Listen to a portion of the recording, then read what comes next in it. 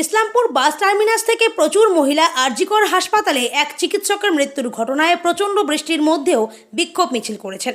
রাত 11টার পরে এই জানাতে চান যে নারী সুরক্ষা কিভাবে আমরা পাবো।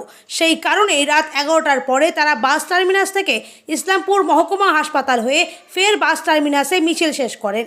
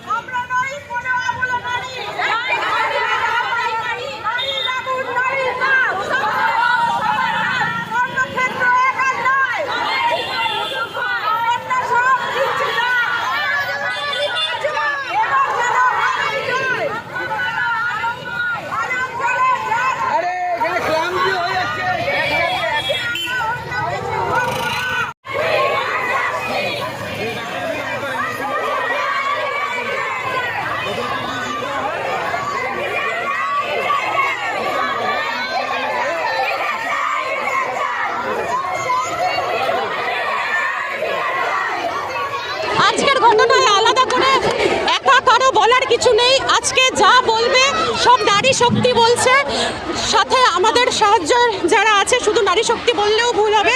আজকে আপামর জনসাধারণ সবাই কথা বলছে। আমাদের একটাই কথা, উই ওয়ান্ট জাস্টিস। এখন কি বলবেন এই আজকের সম্বন্ধে?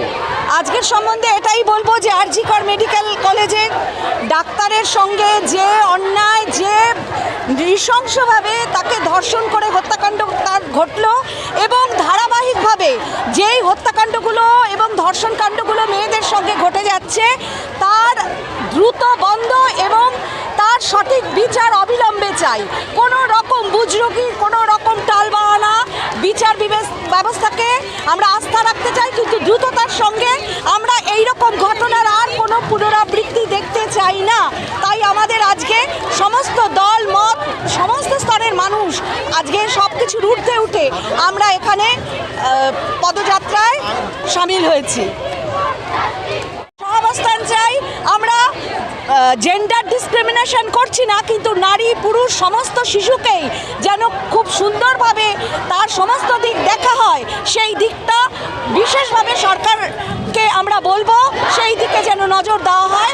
কারণ গোড়ায় যদি আমাদের ব্যবস্থা ঠিকঠাক থাকে তাহলে আমাদের এই ধরনের ঘটনার মুখোমুখি ফার্দার হতে হবে না।